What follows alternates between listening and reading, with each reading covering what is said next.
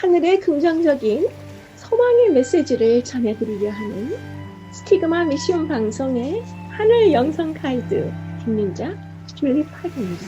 우리 앞으로 저희 스티그마 방송을 통해서 또 성경의 여러 주제들을 통해서 흥미롭고 재미있고 유익하고 또 여러분들에게 용기와 실질적인 마음의 은혜의 뿌리를 내리실 수 있는 그런 하늘 자격을 여러분들 위해서 진행해 드리도록 하겠습니다. 여러분 오늘 행복하고 감사한 하루 되세요. 고맙습니다.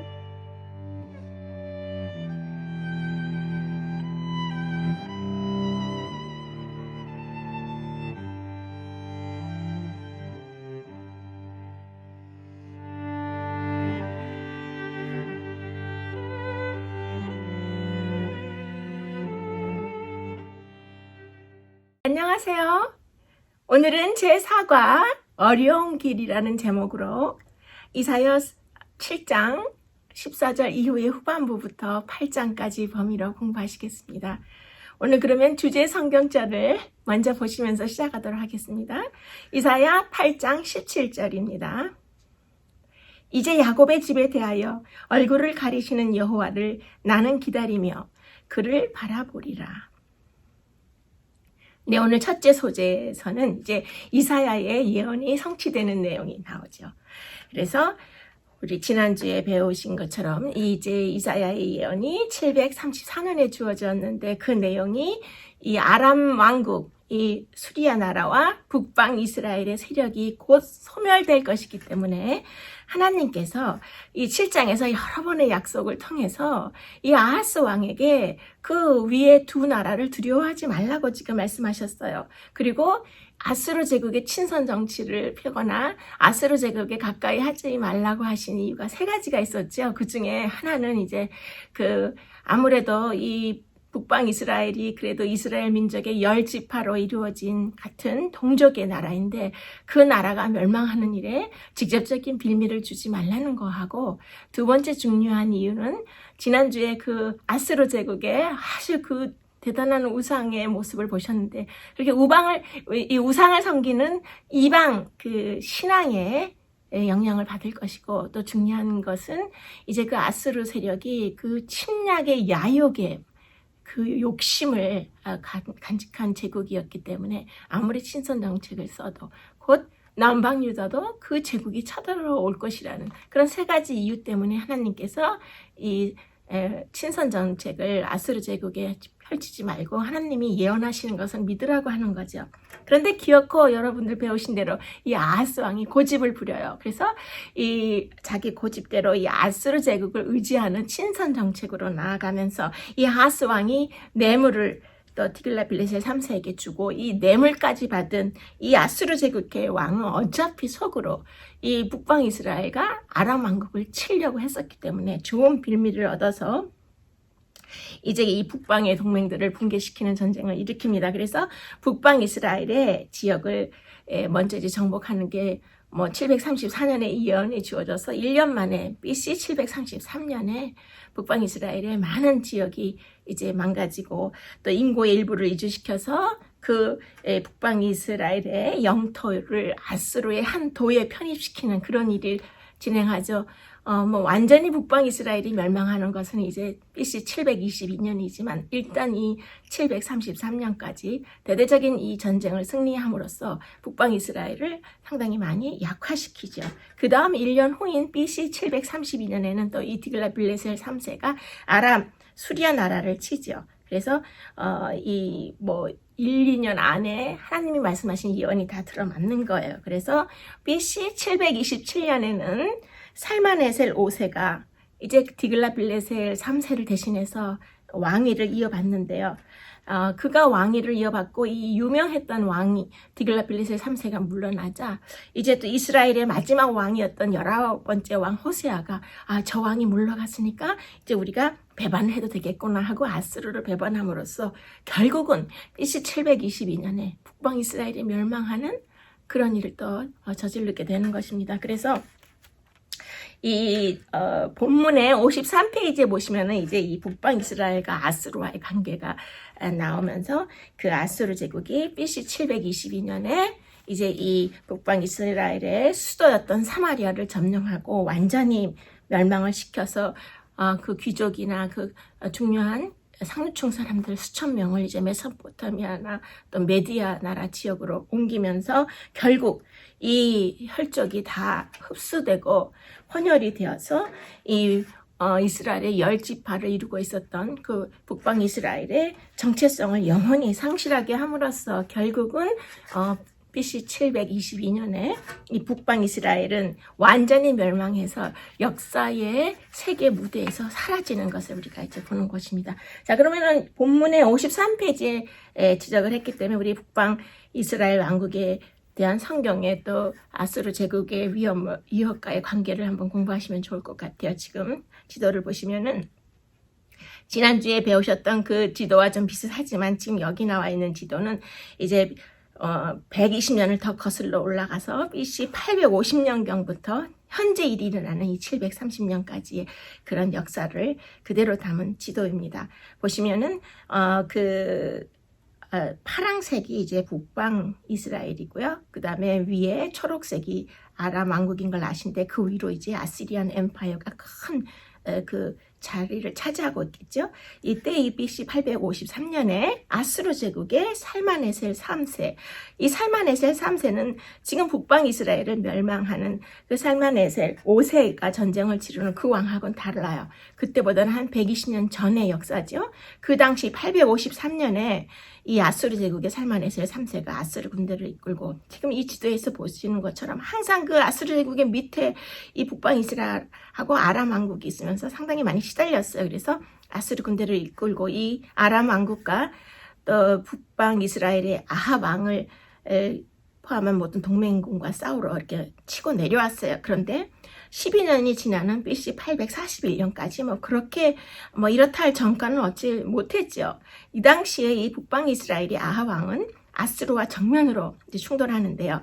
아수르가 이 북방 이스라엘을 하나의 속국으로 취급하고 자꾸 이 북방 이스라엘과 아람 왕국을 못 살게 한 거예요. 그러면은 지금 지도에서 보시면 그 파란색이 지금 북방 이스라엘 지도인데요. 이 북방 이스라엘이 결국 이렇게 아수르 제국 밑에 있으면서 하도 시달리면서 그 조공을 바치고 또 어떤 대가를 치르자 이 아수르 제국은 또 그 오른쪽에 있는 초록 색깔 그 아람 왕국이 툭하면 또 북방 이스라엘을 치러 갔겠죠. 그래서 이 수도가 다메섹인 이 수리아 나라의 이 아람 왕국을 그 위협으로부터 이스라엘을 지켜주는 관계로 조공을 바치고 지켜주고 하는 그런 관계가 있었다는 게 이제 이 지도를 보시면 이 BC 850년대부터 그런 관계였어요.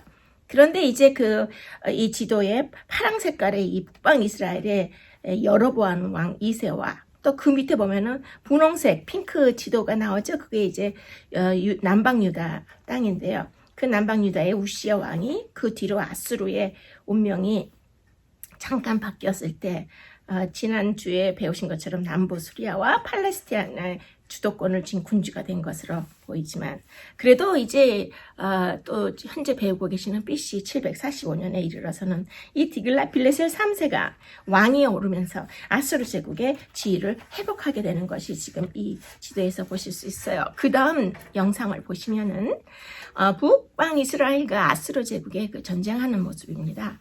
이 북이스라엘은 200년간 나라를 유지하면서 무려 7번의 쿠데타를 통해서 19명의 왕이 이 북방 이스라엘 나라를 다스렸죠. 7번의 쿠데타가 보여주듯이 정말 피비린내 나는 그런 전쟁의 역사를 치르며 존재했어요. 이 당시에 제국주의로 본격적인 행보를 시작한 이 아수르 제국이 북방 이스라엘의 16번째 왕이었던 무나헤미 왕위에 오르자 드디어 북방 이스라엘을 침략해 오죠.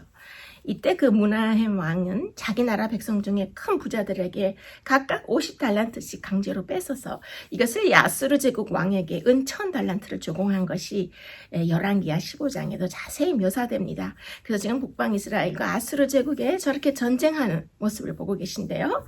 네, 그 다음 영상으로 보시면 이것은 이제 그 북방 이스라엘이 허물어졌던 그 당시의 수도였던 사마리아 지역에 이렇게 아주 폐허가 된 이런 그 터전을 볼 수가 있어요. 그래서 북이스라엘 왕이었던 무나헴의 아들이었던 이 부가히야가 17번째 북이스라엘의 왕이 되었을 때 이 베가가 쿠데타를 일으키고 왕이 돼요. 그래서 이때 아수르가 더욱 노골적으로 제국주의를 드러내고 이 북이스라엘을 점령해서 백성들을 아수르로 잡아가는 것이 또 열왕기하 15장에 나오잖아요. 그래서 지금 이 사진을 보시면 북방 이스라엘 베가 왕 시대에 이렇게 아시리아의 디글라필레셀 3세 왕이 쳐들어와서 툭하면 온 지역을 점령하고 괴롭혔는데 결국 주민들을 많이 아시아로 잡아가고 이렇게 아주 폐허가 되어 있는 그런 유적의 흔적들이 지금 그 사마리아 지역을 가시면 저렇게 보실 수가 있죠. 그 다음 영상을 보시면 이 아수르 제국이 아람 왕국 수리아를 공격하는 그런 모습이에요. 이 북이스라엘의 베가 왕이 대항하기 위해서 발빠르게 또 아람 왕국과 동맹을 맺고 남유다에게도 이 반아수르 동맹에 참여하기를 제안한 걸 지난주에 배우셨잖아요. 근데 이 남유다의 아하스 왕은 이 제안을 거부했죠. 그래서 아람과 북이스라엘이 남유다를 먼저 치기로 하고 저렇게 쳐들어온 것입니다. 그때 그 유다 왕 야하스가 급히 아수르 제국의 디글라필레셀 3세에게 뇌물과 함께 도와달라는 간청을 하고 또 아수르의 그 왕은 그 청을 듣고 아람의 수도 다메섹을 저렇게 쳐서 먼저 점령을 하고 그 백성들을 사로잡아가고 아람 왕이었던 르신을 죽이는 그런 장면을 이제 이 영상으로 여러분들이 한번 상상해 보시면 좋겠습니다. 네, 그 다음 영상을 보시면 여기는 역시 또 이 사마리아의 그 예전에 그 북방 이스라엘이 무너졌던 그런 폐허의 그런 유적지예요.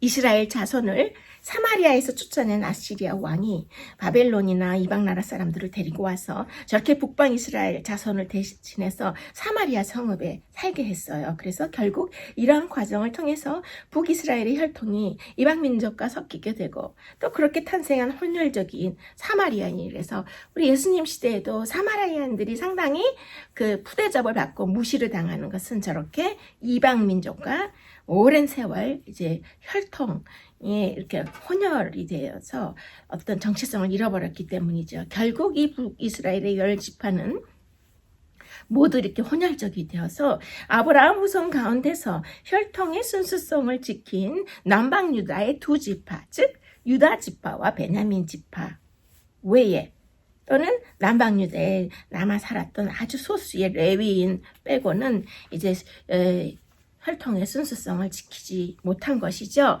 그 다음 영상을 보시면 이제 북방 이스라엘의 멸망 직전에 참으로 위태롭고 아주 음울한 그런 상황의 영상이죠. 이 그림을 보시면은 이제 북방 이스라엘에서 다시 한번 마지막 7번째 쿠데타가 일어나서 이제 베가 왕이 살해가 되고 이제 호세아라는 왕이 이스라엘의 19번째 왕에 오르면서 이제 그가 북방 이스라엘 멸망하기 전에 마지막 왕이죠.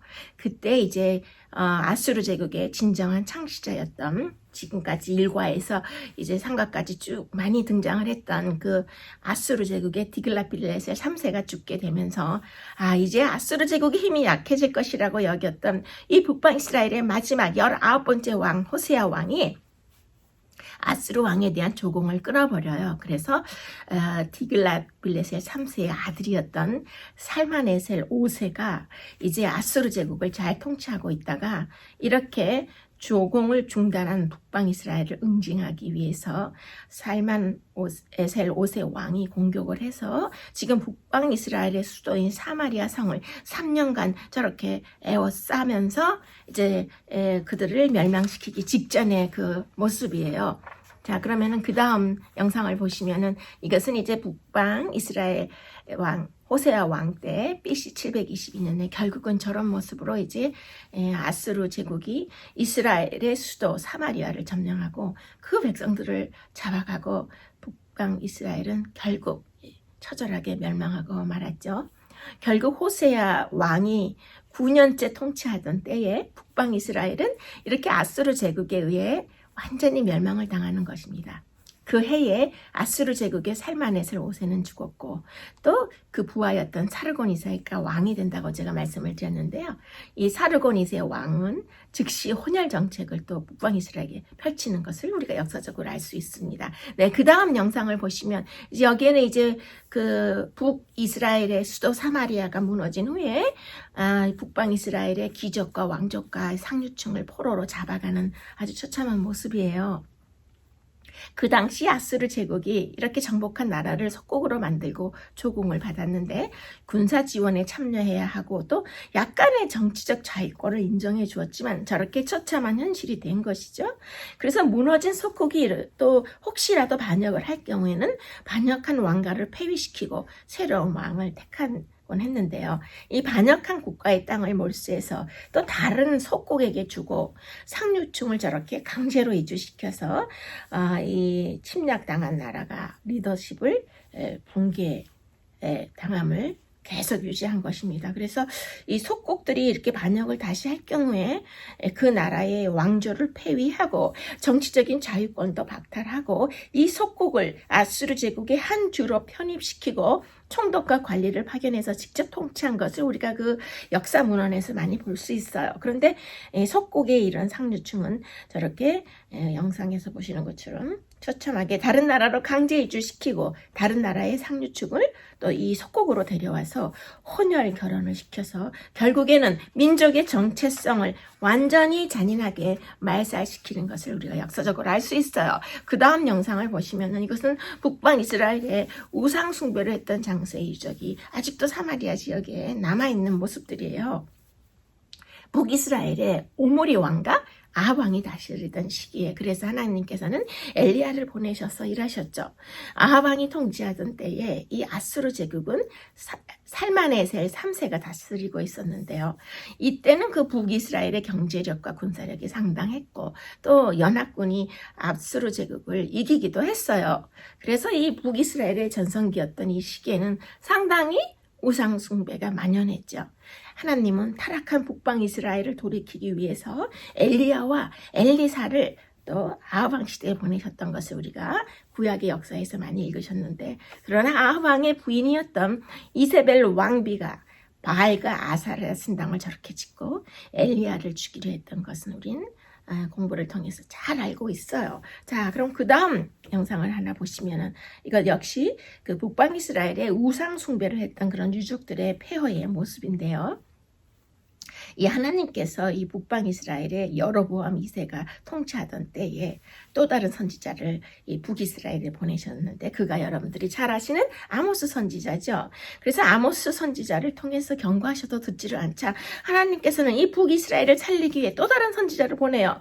이번에는 또 여러분들이 잘 알고 계시는 바로 호세아 선지자를 보내서 이 북이스라엘을 어떻게든지 돌이키려고 하셨는데 이 북이스라엘에서 호세아가 선지자로서 활동했던 이 시기에 남방 유다에는 지금 여러분들이 이번 기회에 배우시는 이사야와 또 미가를 보내신 거예요. 그래서 지금 남방 유다에서 이사야와 미가가 활동할 때 이 북이스라엘에서는 또 그 아모스와 선지자가 아모스 선지자와 호세아가 또 활동한 거라 이렇게 엇물린다라고 여러분들이 이해하시면 되는데 이렇게 북이스라엘이나 남방유다의 선지자를 하나님께서 계속 특별히 왕성하게 활동하게 하고 보내신 것은 두 나라가 모두 영적으로 매우 타락했다는 증거죠. 그래서 이 BC 8세기가 북이스라엘과 남방유다 모두 하나님의 마음을 많이 아프게 했던 시기고 그 증거의 유족들이 저렇게 두 나라의 우상을 모시던 그런 흔적들이 아직도 보이는 것입니다. 자, 공부 잘 하셨나요? 자, 그러면 이제 첫째 소재의 묵상의 질문을 보시겠습니다. 믿음으로 하지 않는 결정과 선택은 어떤 결과를 낳습니까? 라고 묻고 있어요. 이제 이 아수르 제국은 하나님께서 잠시 사용하는 몽둥이에 지나지 않는다고 그렇게 여러 번 알려주었고 선지자를 통해서 아무리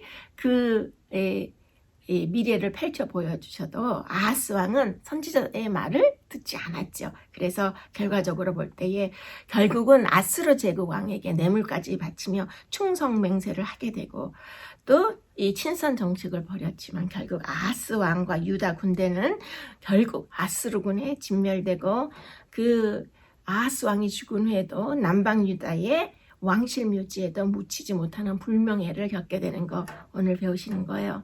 여러분, 너무 끔찍한 적군이 쳐들어오는 이런 정말 무서운 목전에서 아하스 왕은 사실 팩트만을 인정했어요. 하지만 그는 사실 팩트라는 것이 진실 트루스라는 것을 이기지 못하는 것을 몰랐어요. 이 사실 팩트 말고 진실 트루스를 주목해야 하는 것입니다. 그래서 하나님께는 불가능이 없다는 것을 우리가 믿음으로 아는 것이 그것이 진실인 것이죠. 이사야 30장 15절에 보시면 잠잠하고 신뢰하여야 쉼을 얻을 것이오늘 이라고 말씀하고 계시죠. 그 다음에 이사야 26장 3절에 보시면 주께서 심지가 견고한 자를 평강에서 평강으로 지키시리니 이는 그가 주를 의뢰함이라 라고 말씀하고 계세요. 여러분, 여기서 우리는 우리 자신의 모습을 잠시 생각해 보면 좋을 것 같아요. 우리도 아하스 왕처럼 사실만을 보고 진실을 외면하고 살아가지는 않는가요? 하나님께서 여러분들을 부르셨을 때, 하나님께서 여러분들에게 믿음의 어떤 한 발자국을 더 나아가게 할 때 여러분들은 뭐라고 말씀하시나요? 사실은 제가 건강이 안 좋아요. 사실은 제 자녀에게 문제가 있습니다. 사실은 제가 경제적으로 좀 어려움이 있어요. 사실은 제가 가정적으로 어려움이 있어요. 사실은 제가 실업 상태에 너무 오래 놓여 있어요. 이러한 우리 현실의 사실만을 말하는 것은 아하스 왕하고 똑같은 것입니다. 우리는 진실에 주목해야 하는데 그 진실은 사실을 훨씬 뛰어넘는 그런 능력이 있는 것인데 하나님께서는 항상 불가능이 없으시고 또 항상 모든 상황을 역전시키는 그런 분이라는 것을 아는 것, 그것이 바로 그렇게 하실 수 있는 하나님이 우리에게 있다는 것이 진실인데 이 아하스 왕은 그 진실을 믿지 않았기 때문에 눈앞에 닥친 이 어려움만 보고 아하스 왕이 이렇게 큰 결정에 실수를 하게 되면서 결국 이렇게 엄청난 최후를 맞이하게 되는 것입니다. 둘째 소재에는 이제 예견된 결과들이라는 내용이 나와요. 그래서 먼저 역대하 28장 20절을 보시겠습니다. 아스루 왕 디글랏빌레셀이 그에게 이르렀으나 돕지 아니하고 도리어 그를 공격하였더라. 네. 자, 그러면 우리 열왕기하 16장에 있는 말씀도 조금 내용을 요약해서 16절부터 27절까지 중요한 그 내용만 제가 보여드리겠습니다. 그때 아하스 왕이 아스루 왕에게 보내어 도와주기를 구하였으니 이는 에돔 사람이 다시 와서 유다를 치고 그 백성을 사로잡았음이며 블레셋 사람도 유다의 평지와 남방 성읍들을 침노하여 아스루 왕 디글랏빌레셀이 이르렀으나 돕지 아니하고 도리어 군박하였더라. 아하스가 여호와의 전과 왕궁과 방백들의 집에서 재물을 취하여 아스루 왕에게 주었으나 유익이 없었더라. 아하스와 온 이스라엘을 많게 하였더라. 아하스가 그 열조와 함께 잠에 이스라엘 열왕의 묘실에 들이지 아니하고 예루살렘 성에 장사하였더라. 그 아들 히스기야가 대신하여 왕이 되니라. 네, 지금 열왕기하 16장을 보셨어요. 지금 이 둘째 소재를 공부하신데 제가 다섯째 소재까지 묶어서 지금 같이 진행해 드리도록 하겠습니다. 다섯째 소재 보시면은 이 아하스 왕이 하나님에 대한 이렇게 그 믿음이 약하고 이방 제국을 흠모하였기 때문에 당연히 그는 이방의 그런 우상들을 마음속에 깊이 연관을 두었겠죠. 그래서 이 아하스 왕은 주술과 매우 밀접한 관계를 맺고 아주 저속한 이교의 우방 그 우상신을 모시는 그 이방 문화에 깊이 빠져 있었다 그랬어요. 그래서 현대의 강신술과 같은 그런 현대 주술의 다양한 그런 그 면들이 사실 이 몇천 년 전에 야수르 제국이나 그 당시에 그 이방신을 모신 그런 국가들의 그런 주술의 내용과 상당히 비슷한 것이 우리가 흥미롭게 발견을 하는데요. 실제로 아하스 왕이 죽었을 때 항상 그렇게 이방신만 섬기고 강신술을 따르고 그렇게 주술만 외우던 그 왕을 그 북방 이스라엘 백성들이 이렇게 존경하지 않았어요. 남방 유다에서도 상당히 뭐 왕의 정치에 의해서 그를 그렇게 그가 하자는 대로 전체 나라가 따라갔겠지만 이런 내심으로는 이 왕을 존경하지 않았겠죠. 그래서 아하스 왕이 사망하였을 때 그가 남방 유다의 왕실 묘지에 묻히지 못하고 예루살렘 성 밖에 장사 지냈다고 하는 그런 내용이 이제 다섯째 소주에 나온 거예요. 여러분, 겁이 많았던 이 아하스 왕에게 이 수리아 나라와 이 북방 이스라엘이 제거될 거라고 한 것은 엄청난 희소식이었겠죠? 그러나 그는 이것을 믿지 않았어요. 그런데 그런 정말 나쁜 소식인 아수르 제국이 결국은 이 남방 유다도 칠 것이라고 하는 그거를 그는 생각지 못하였던 것이죠. 그래서 이 아하스 왕은 디글랏 빌레셀 3세가 북방 나라들을 정복하면 우리는 살려주겠지 하고 스스로 위로를 했지만 이 남방 유다는 결국 또 그런 침략을 받게 되는 것이죠. 그래서 지금 또 54페이지 본문에 보시면은 아수르 왕들의 연대기와 문헌들을 보면 그 침략의 야욕과 그 위세를 떨치려고 했던 그 위대한 그 정말 이 역사에 오래오래 남는 아수르 제국의 여러 왕들이 있다고 지금 언급이 나와요. 그래서 제가 지금 이 둘째 소재와 다섯째 소재를 다뤄드리면서 잠시 또 아수르 제국의 7명의 유명한 왕에 대해서 간단하게 브리핑을 해드리면 여러분들이 참 이해가 잘 되시리라고 생각해요. 그래서 좀 중요한 7명을 짚어드리자면 지금 이 영상에 보시면 네오 아시리안 엠파이어, 그러니까 그 신아수르 제국의 제일 첫 번째 초대 그 아주 유능한 왕이었죠. 지금 이 부조석판에 나오는 이 왕은 아슈르나스르펄이라고 하는 그 유명한 왕이에요. 이 왕은 BC 883년부터 859년까지 약 34년간을 아주 강한 통치를 했어요. 그런데 지금 이 성경 역사를 확증해주고 있는 이 고대 아수르 제국의 유물이 이렇게 대형박물관에 많이 소장이 돼 있어서 성경의 고고학적인 큰 증거가 되죠.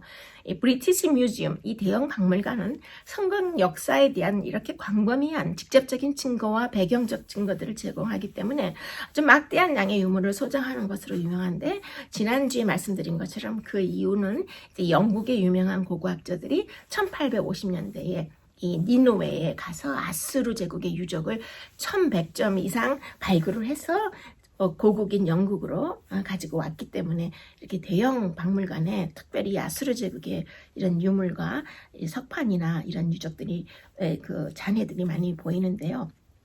지금 여기에서 보시는 이 신아수르 제국의 초대로 가장 강력한 왕이었던 아슈르나스르펄 2세는 그 참 적들을 대항해서 많은 전쟁을 저렇게 했고, 그 다음에 그 아주 그 고대의 메소포타미아 지역에서 참 많은 혁혁한 공을 세웠죠. 그래서 이 지금 그림에서 보시는 것처럼 이 기원전 880년경의 아수르 제국을 형태를 갖추게 한 가장 그 첫 번째 위대한 왕인데요. 이 아슈르나스르펄 2세는 이 아수르 제국의 확장과 건설 정책을 시작한 아수르 왕으로서 또 아수르라는 나라의 그 무기 체계에 있어서 새로운 공성 기술, 특히 투석기와 궁수, 활을 쏘면서 그 엄호를 받는 그런 토성이나 공성기를 도입한 것으로 굉장히 유명한 그런 역사적으로 상당히 중요성을 띠는 그런 왕이다라고 하시면 되겠고, 그 다음에 지금 보시는 것은 이제 두 개의 석비가 보여요.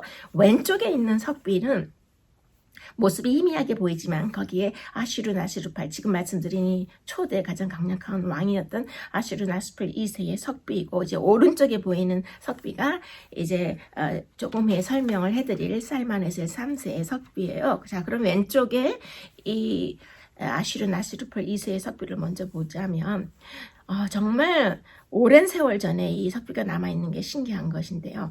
대부분 사람들이 성경 기록의 이런 문자적인 정확성에 대해서 강력한 증거들이 얼마나 많은지를 잘 모르시는 것 같아요. 그런데 구약 성경에 등장하고 있는 이 아슈르나스르팔, 이 아슈르나스르팔은 우리 구약 성경에서 오수나발이라고 한글어로 표기가 되어 있어요. 이 왕과 이제 살마넷의 왕 이름이 또 나오는데, 이 두 왕의 이름을 언급한 이 아수르의 기념비 석비가 상당히 흥미롭고 또 성경의 고고학적으로 매우 중요하죠. 자, 그래서 이 왼쪽에 있는 것은 아수르나스팔 24년간 통치했던 883년부터 859년까지 통치했던 왕의 석비고, 오른쪽에 있는 건 살마네셀 3세 그 아수르 제국의 859년부터 824년까지 35년 동안 통치한 그 왕의 석비의 모습이에요. 지금 왼쪽 거를 보시면은 이제 거의 300년 동안 이렇게 공포와 전제 정치로 아수르 제국이 유지되었다는 것을 알 수 있는데, 이제 여러 왕국들을 점령해서 복속시키는 것이 역사에 나오잖아요. 그런데 이렇게 몇몇 아수르 왕들이 성경에 이스라엘과 유다 땅을 침략하고 협박하고 항복과 조공을 받아냈다는 것이 우리가 그냥 성경에서만 읽는 것이 아니라 이런 석비에 통해서 여기에 지금 이 두 석비에 보면은 그 성경과 아수르의 기념비와 연대기들 모두에서 중요한 성경에 나오는 이름과 성경에 나오는 전쟁, 전투 이름이 언급되어 있습니다. 그래서 이 고대 유물을 통해서 우리가 성경의 이 역사적인 사실성을 더 우리가 확인할 수 있는데요. 이렇게 아수르 제국의 역사를 함께 배우시는 이사야서를 공부하시는 요즘에 우리가 가능하다면 영국 런던으로 날아가서 며칠 잠깐 머물면서 이렇게 대형 박물관 브리티시 뮤지엄에 1100점 이상의 아수르 제국 유물을 들여다볼 수 있다면 정말 실감이 나겠죠. 그러나 이 코로나 바이러스 시대로 온 세계와 유럽이 꽁꽁 묶여있는 요즘 같은 상황에 이사야서를 배우시니까 이렇게 간접적으로라도 대형 박물관에 소장된 아수르 제국의 이런 유명한 유물들을 직접 보시면서 이렇게 공부하시도록 지금 영상을 통해 설명드리고 있습니다. 자, 그러면 이제 지금 그 두 석비 중에 오른쪽 석비를 보시면 살마네셀 3세의 석비라고 조금 전에 말씀드렸죠. 성경 역사에 있어서 매우 큰 중요성을 갖는 이 살마네셀 3세의 석비인데요. 살마네셀 3세는 아수르를 이 기원전 BC 859년부터 824년까지 35년 동안 통치한 왕으로 유명하죠. 그런데 그 석비를 지금 뭐 사진으로 보셔서 잘 희미하게 보이시지만 이 석비를 보면 이 왕의 손 위에 위치한 작은 그림으로 상징되어 있는 그 나라의 왕들이 섬긴 신들에게 경배하는 모습이에요. 그래서 이 석비의 글을 보자면 이 왕의 모습 아래에도 쓰여 있고 또 뒷면에도 쓰여 있는데요. 이 석비에 쓰여 있는 이 글을 해석을 하면 이스라엘의 왕인 아하카, 수리아의 왕인 베나닷 1세에 대한 구체적인 언급이 이 석비에 적혀 있고요. 살마네셀 3세의 6번의 초기 전쟁도 여기에 기술되어 있습니다. 특별히 이 지금 오른쪽에 보시는 이 석비의 기록들은 성경의 열왕기하와 역대하에 등장하는 다양한 사람들의 이름과 존재를 확인해 줌으로써 그들이 실제로 존재했던 역사적 인물이었다는 것을 확증해주는 아주 중요한 자료입니다. 자, 그래서 선지자 엘리사가 사역한 기간에 이 아수르를 통치했던 살마네셀 3세의 이 오른쪽 석비를 보시면 열왕기하와 역대하에 기록되어 있는 많은 사람들을 확인할 수 있거든요. 그래서 그들이 역사적으로 실존했던 인물이라는 것을 알 수 있는 거죠. 그래서 이 기념비가, 이 석비가 발굴됨으로써 그 성경의 인물들이 성경에 기록된 장소와 연대에 실제로 살았었다는 것을 이렇게 물리적으로도 확증해주는 전형적인 중요한 역사의 실제 사례가 되는 것입니다. 자, 그 다음 영상을 보시면 지금 뭐 여러 과를 통해서 이름을 많이 들으신 디글라필레셀 3세의 또 그 석판 모습인데 제가 그 이름도 거기다 이렇게 써드렸어요. 그래서 여러분들이 이 왕의 이름이 스펠링이 이렇구나라고 지금 보시는데 대형 박물관에 역시 소장되어 있고 이 그 디글라필레셀 3세의 얼굴이 참 자세히 묘사된 이 석판은 그 이라크의 님루드의 중앙궁전에서 발굴이 되었어요. 그래서 이제 박물관으로 갔는데요.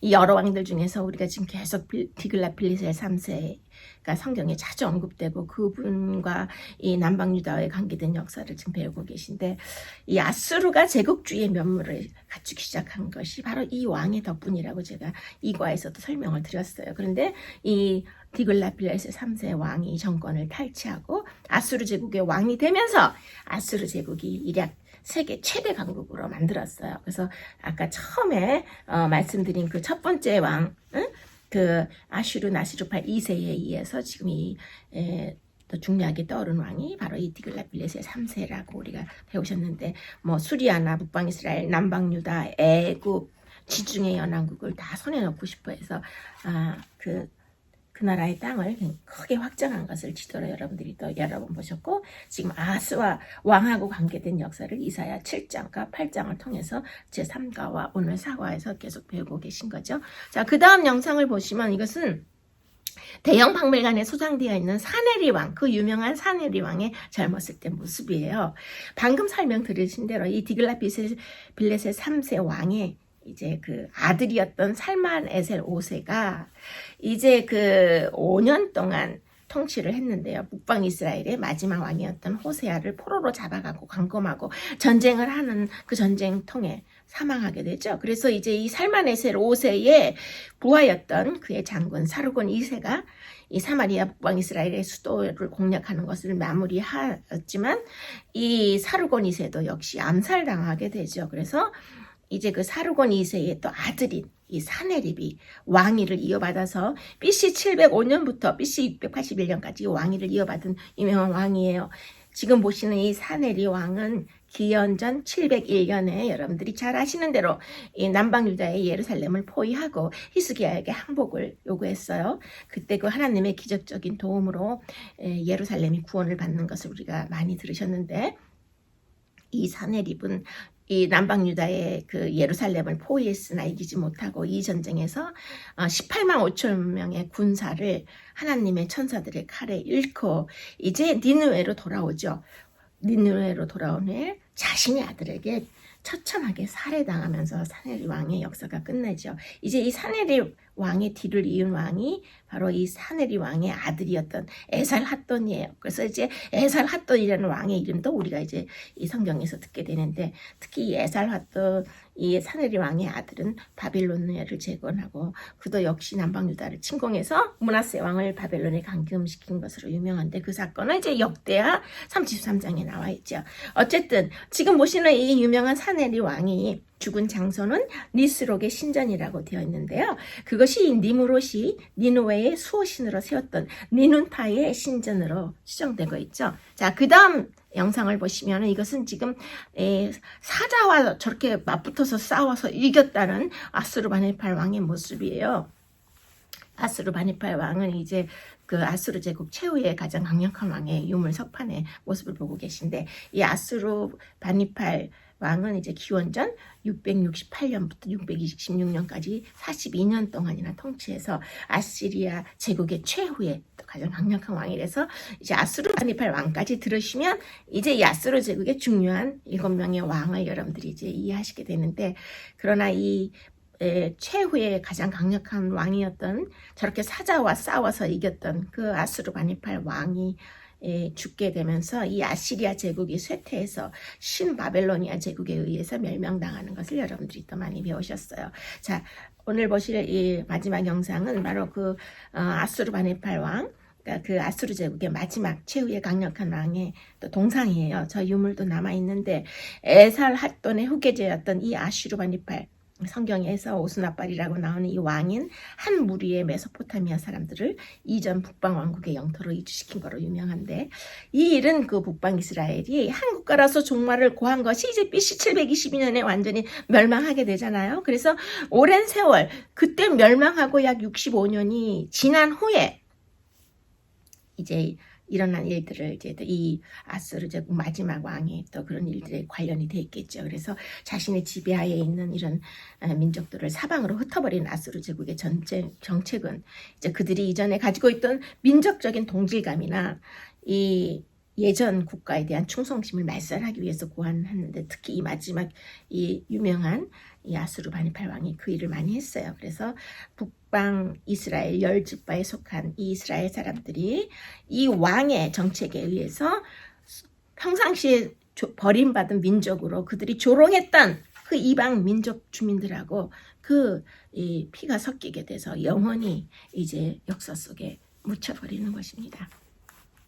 네, 여러분 열심히 들으셨어요? 그래도 오늘도 또 이 대형 박물관에 있는 그 소장되어 있는 이 유물들 같이 보시면서 역사를 들으셔서 좀 이해가 되셨으리라고 생각해요. 그럼 이제 셋째 소지에 보시면 더 재밌는 얘기가 나와요. 여기는 이제 그 이사야에게 두 아들이 있는데, 두 아들의 이름이 결국은 이사야서의 주제이고 지금 하나님이 말씀하고자 하는 그 결론들인 거예요. 자, 그러면은 이사야 8장 3절 보시겠습니다. 여호와께서 내게 이르시되 그의 이름을 마헬살랄 하스바스라 하라. 네, 마헬살랄 하스바스라는 이름이 좀 길잖아요. 그래서 지금 이 본문에 보시면은 만약에 이 아들이 운동 경기에 나갔으면 코치가 그 아들에게 지시를 내리려고 그 이름을 부르다 보면은 공이 이미 다른 팀에게 넘어가지 않았을까, 그런 재밌는 표현을 하고 있는데, 이 마헬살랄 하스바스라는 이름보다 더 긴 것이 뜻이에요. 그 뜻은 신속히 탈취하고 서둘러 노력하다. 그러니까 전쟁이 일어나는 그 한 상황에서 탈취를 당하고 노략을 당하는 모습이 그 이름에 들어가 있고요. 그 다음에 그 둘째 아들은 뭐예요? 스알야습이라 그래서 남은 자가 돌아오리라고 했잖아요. 그래서 하나는 전쟁이 터져서 전쟁의 포로가 되고 다 뺏기는 장면에 이름이 되어 있는 거고, 또 하나는 그러나 남은 자가 돌아와서 회복이 되리라는 그 두 가지의 어떤 그 중요한 역사가 이 이사야 두 아들의 이름에 담긴 거예요.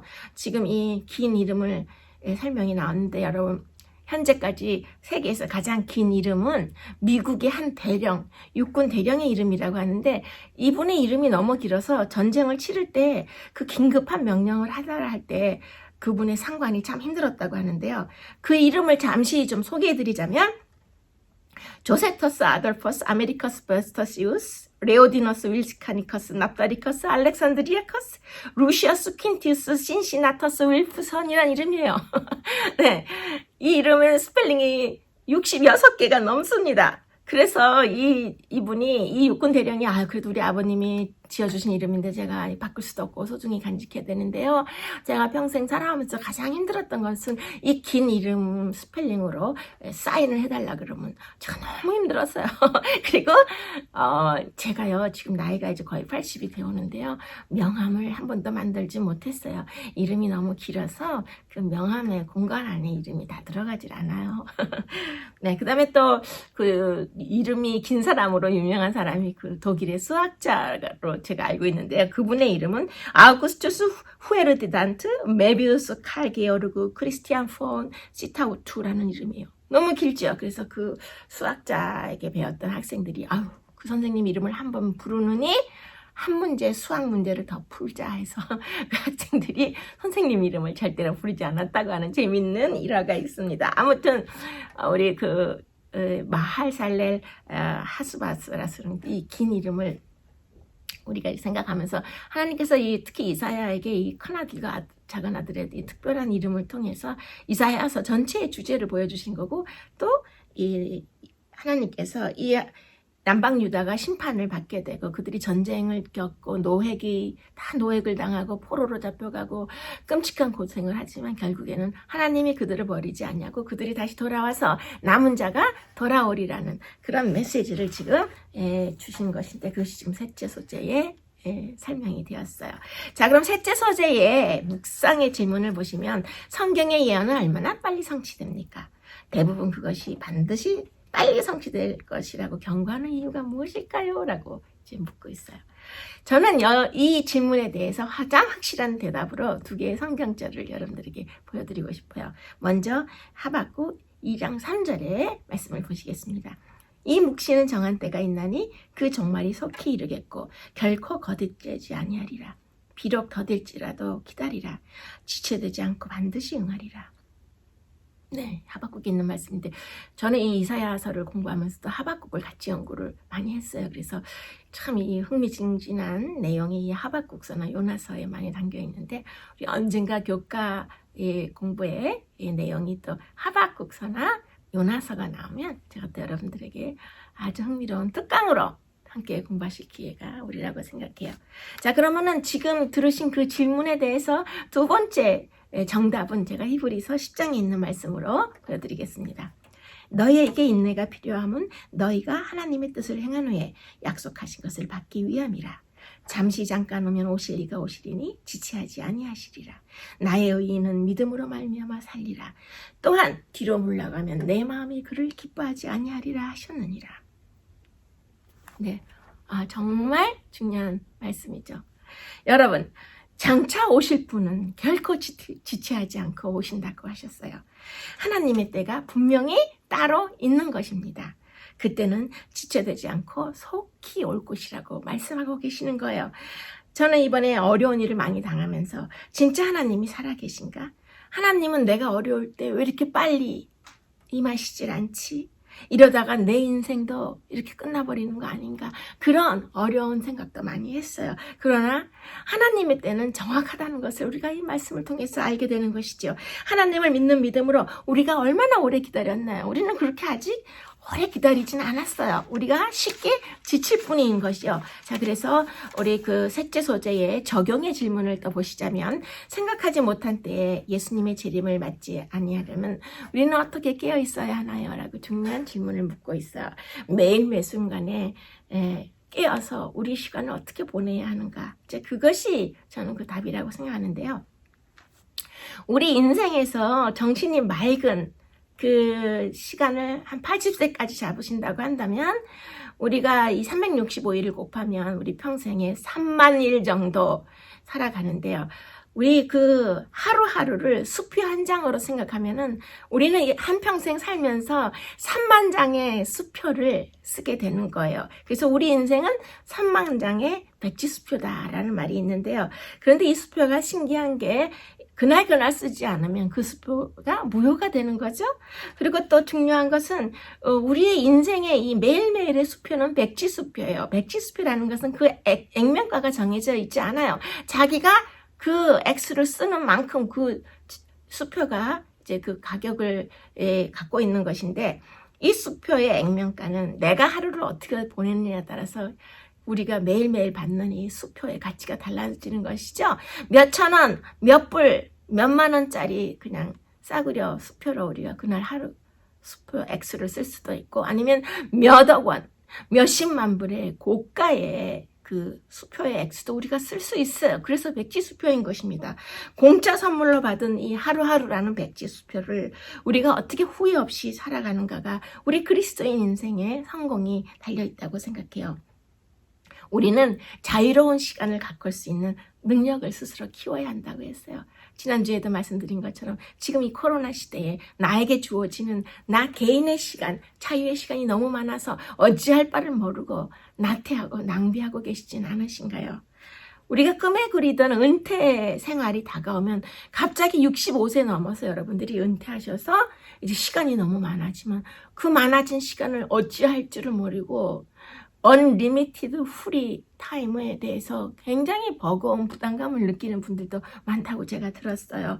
여러분, 우리에게 주어진 이 3만 장의 백지수표를 제대로 쓸 수 있는 지름길은 그 시간을 기도하는 시간으로 쓰는 것입니다.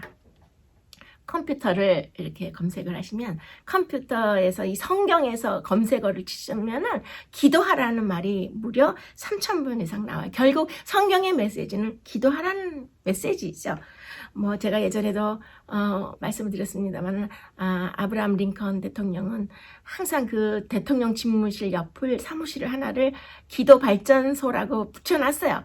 항상 에너지가 필요하고 이 마음의 전력이 필요하면 그 기도실에 들어가서 하나님으로부터 에너지를 받았기 때문에 그 기도 전력소라는 발전소라는 방을 하나 만들었다고 해요. 그 다음에 잘 아시는 조지 워싱턴 미국 대통령은 뭐 세상에 두 짝이 나도 새벽 6시부터 아침 8시까지 2시간은 매일 그 기도하는 자기 기도실에서 기도를 했기 때문에 뭐 아무리 급한 일이 있어도 백악관의 직원들이 이 조지 워싱턴이 새벽 6시부터 아침 8시까지 2시간은 절대로 그를 찾지 않았다고 해요.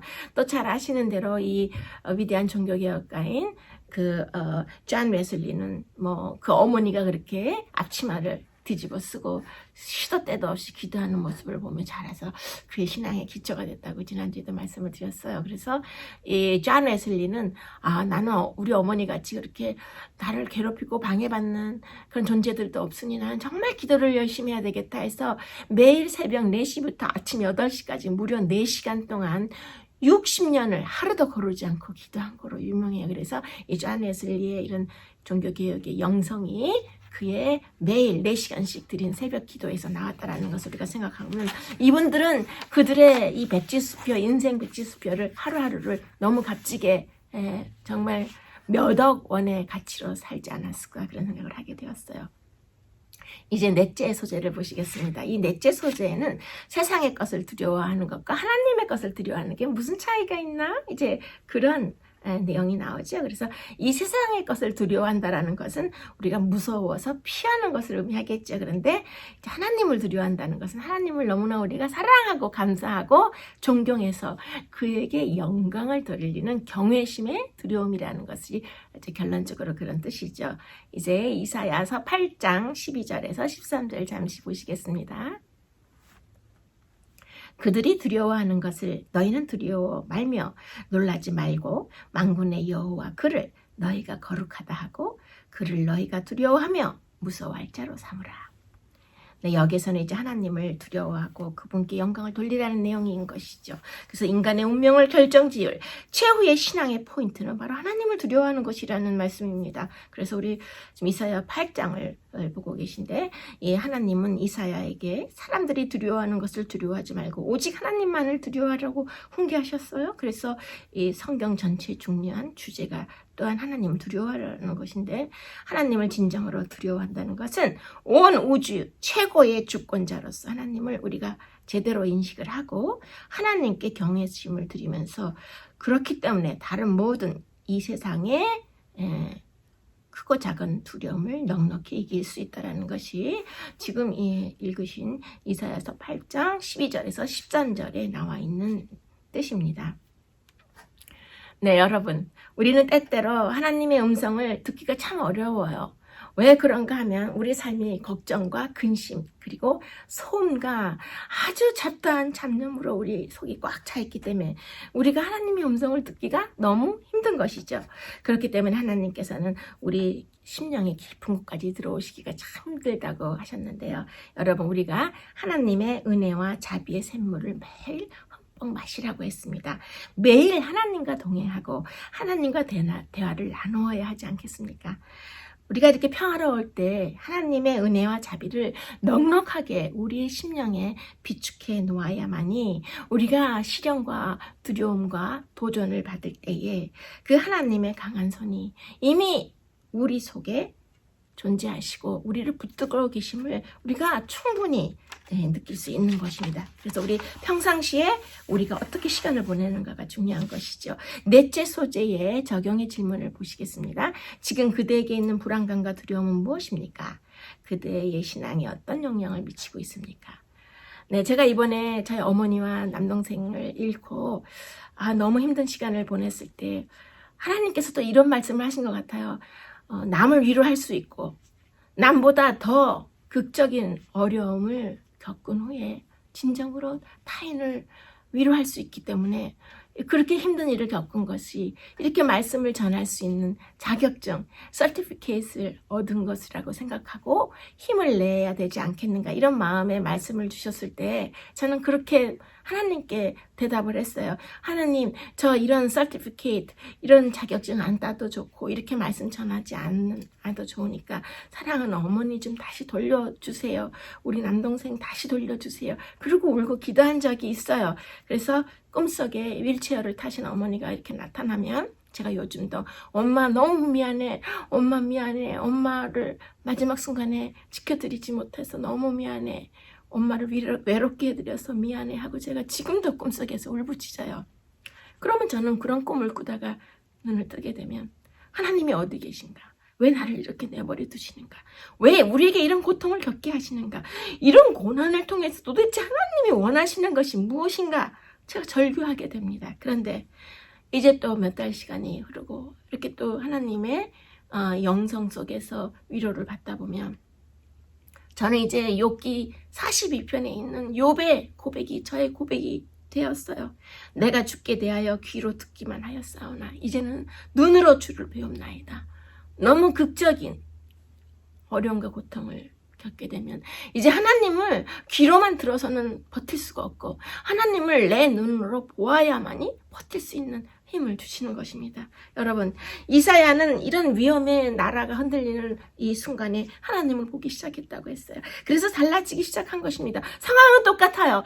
계속해서 적들이 쳐들어오고 아수르 제국이 위협하는 순간이지만 이사야는 하나님을 봄으로써 그는 모든 것이 달라진 것입니다. 죽음의 십자가를 부활로 바꾸시는 분, 모든 것을 역전시키시는 분, 하나님이 바로 우리의 하나님이신 거예요.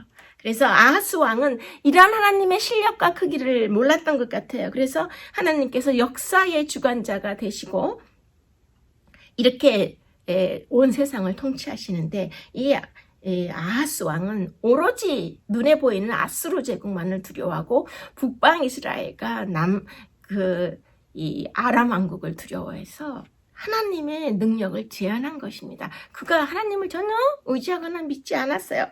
이렇게 아하스 왕이 두려워서 떠는 것은 이 아수르 제국이 남방 유다를 멸망시킬 수 있을 만큼 그렇게 강력하고 싸납고 아주 그 세력이 강한 나라였다는 것만 본 거예요. 그러나 하나님께서는 그 아수르 제국을 통해서 남방 유다를 멸망시킬 수도 있지만 또 아수르 제국을 물리치고 남방 유다를 거뜬히 구해줄 수 있는 완전한 능력이 있으시다는 것을 이 아하스는 몰랐어요. 그래서 이사야는 분명히 확신했지만 아하스 왕은 하나님의 능력을 외면했기 때문에 이렇게 어려운 역사에 이런 모습들이 펼쳐지고 있는 것입니다. 여러분, 이제 마무리할 시간이 되었어요. 우리는 오늘 위기의 상황에서 이 아하스 왕은 하나님을 의지하지 않고 아수르 제국의 왕을 의지한 이런 불행한 역사를 오늘 공부하셨습니다. 여러분, 우리에게 최후에 남는 것은 내 자신이 평생 붙잡고 온 것이 우리에게 최후에 남을 거라고 하셨어요. 우리는 그 최후에 남는 것, 그것을 위해서 살아가는 것 같아요. 만약에 그것이 건강이면 우리는 그걸 끝까지 건강만을 붙잡을 것입니다. 만약에 우리가 의지하는 것이 돈이면 우리는 죽는 순간까지 그 돈을 붙잡을 거예요. 그런데 우리가 의지할 데 없이 완전히 철저하게 혼자가 되었을 때 우리는 비로소 내 자신의 신앙의 본질을 깨닫게 되는데 내가 평생 하나님을 의지해 왔는가 아니면 내가 내 주위의 인간이나 다른 물질을 의지해 왔는가는 우리가 어려운 상황을 맞이할 때에 우리의 신앙의 본질이 나타난다고 했어요. 여러분, 기도는 내 영혼의 방패이고 이 기도는 사단을 향해 휘두르는 가장 날카로운 채찍이라고 했습니다. 그래서 기도하는 한 사람이 기도하지 아니하는 한 민족보다 강하다고 하신 것입니다. 여러분, 우리가 영적 내공을 쌓고 있습니까? 제가 어려움을 이겨낼 때마다 제 주위에 많은 신앙인들께서 영적 내공을 참 많이 쌓는다고 말씀하시는데 저는 우리 인간은 사람은 영적 내공을 쌓을 수가 없다고 생각해요. 우리의 영성이나 우리의 영적 내공은 우리가 쌓는 것이 아니라 단지 우리가 갖고 있는 신앙의 방향성이에요. 우리가 넘어지고 어려운 일을 당했을 때 우리 자세가 틀어져서 하나님 아닌 다른 것을 의지하거나 바라보면 그때부터 죄가 시작되기 때문에 우리가 쌓은 내공은 한순간에 물거품이 되기 때문에 항상 우리의 신앙은 방향성인 것 같아요. 그래서 우리가 넘어졌을 때 어디를 바라보는가? 하나님을 바라보면 우리 신앙이 건재하는 것이고 우리 신앙의 저력을 보여주는 것이고 우리가 넘어졌을 때 이 아하스 왕처럼 이 세상을 바라보고 이 세상의 사람들을 바라보고 이 세상의 물질을 바라보면 우리는 신앙의 저력을 잃는 것입니다. 여러분, 아하스 왕은 아수르 제국의 힘만 보았어요. 그래서 남방 유다는 그 앞에서 덜덜 떨고 있었죠. 그만큼 이 아수르 제국은 제가 역사 설명을 많이 해드렸지만 상당히 포악하고 강력한 제국이었어요. 그런데 선지자 이사야는 아수르보다 훨씬 더 강한 하나님의 힘을 보았어요. 그래서 그는 하나님의 임재와 하나님의 능력을 찬양하고 의지하는 그런 대조적인 모습을 보이고 있는 것입니다. 여러분, 예수님을 믿는 믿음은 예수님을 아는 것이라 그랬어요. 모든 처음과 끝, 모든 원인과 결과가 하나님의 손에 달렸다는 것을 아는 것. 그래서 어떤 두려운 상황 가운데 우리가 놓였더라도 하나님만 계시면 되고 하나님을 아는 것이 우리 믿음의 재산이 되는 것인데 그것이 바로 하나님을 두려워하는 경외심인 것입니다.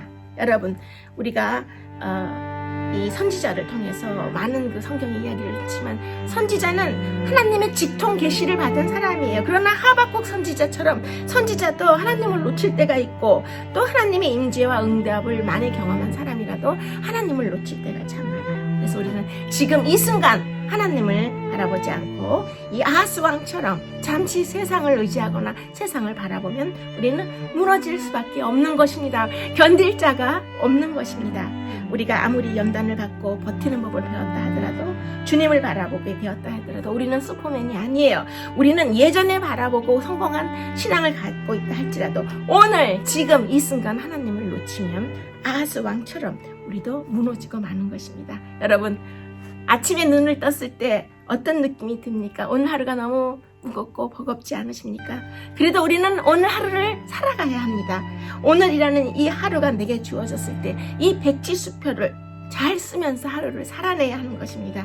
오늘의 고난과 역경이 실제라면 하나님의 임재하심도 실제이고 하나님이 써나가시는 믿음의 이 모든 역사도 실제인 것입니다. 따라서 우리는 고난과 믿음을 동시에 소유하고 살게 되는데요. 여러분 힘내시고 이 이사야서를 통해서 우리가 어떤 믿음의 실제적인 생활을 살아야 하는지 잘 생각하시기 바랍니다.